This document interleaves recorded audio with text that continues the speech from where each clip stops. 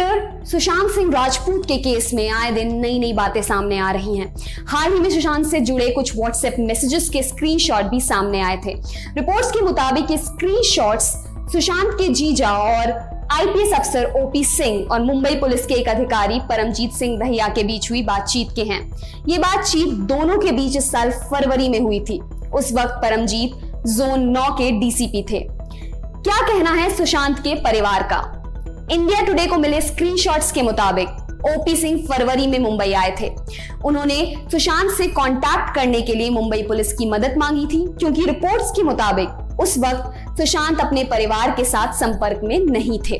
OP Singh ने परमजीत सिंह से message में कहा था, मैं चाहता हूं कि बांद्रा थाने के एसएचओ सुशांत के मैनेजर सिद्धार्थ पिथानी, जो दिल्ली कॉलेज के ग्रेजुएट हैं और सुशांत के क्लासमेट हैं, उनसे कनेक्ट करें और उन्हें हमारे मुंबई ट्रैवल और लैंड्स एंड में स्टे के बारे में जानकारी दें। इन स्क्रीनशॉट्स के सामने आने के पहले ही सुशांत के परिवार ने मुंबई पुलिस के ऊपर एक्शन ना लेने के आरोप लगाए थे। परिवार ने कहा था कि 25 फरवरी को ही बांद्रा पुलिस को शिकायत की थी कि सुशांत की जान खतरे में है, लेकिन पुलिस ने कोई एक्शन नहीं लिया। इन आरोपों के बाद ये स्क्रीनशॉट्स सामने आए। इस पर डीसीपी क्या कहते हैं?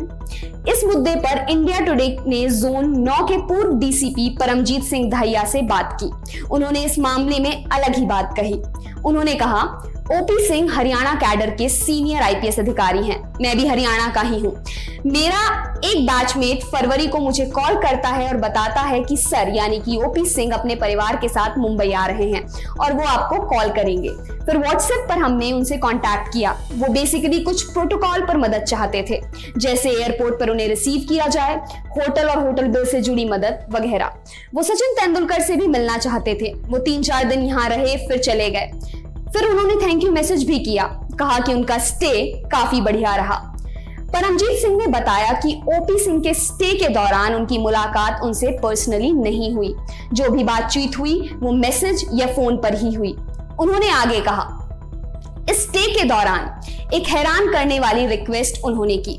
उन्होंने मुझसे कहा कि बांद्रा पुलिस थाने के एसएचओ सुशांत सिंह राजपूत के मैनेजर को कांटेक्ट करें और बताएं कि वो मुंबई आ रहे हैं।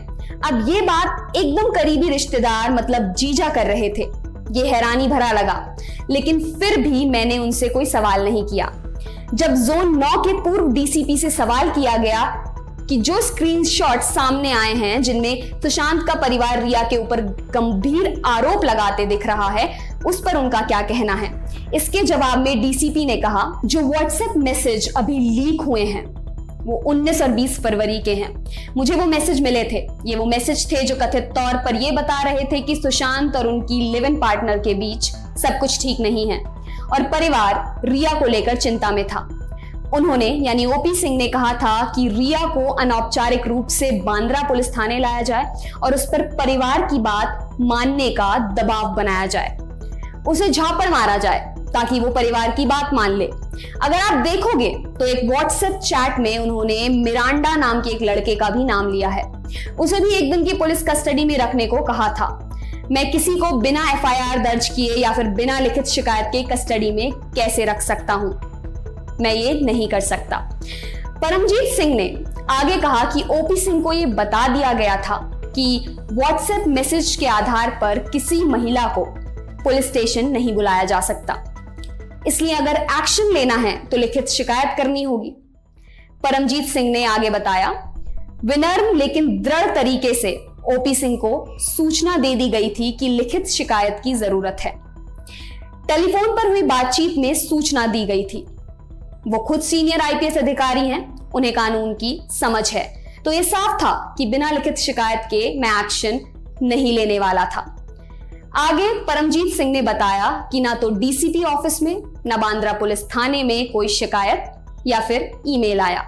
आगे ये भी कहा कि मार्च, अप्रैल और मई में ओपी सिंह और उनके बीच कोई व्हाट्सएप मैसेज भी नहीं किए गए। 1 अप्रैल को परमजीत सिंह का जोन 9 से ट्रांसफर हो गया था।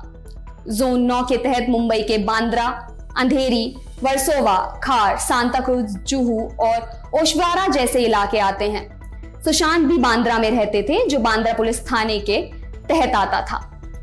मैं हूं दिव्यांशी और आपके लिए खबर लिखी है हमारी साथी लालिमा ने। देखते रहिए दी लल्लन टॉप। शुक्रिया।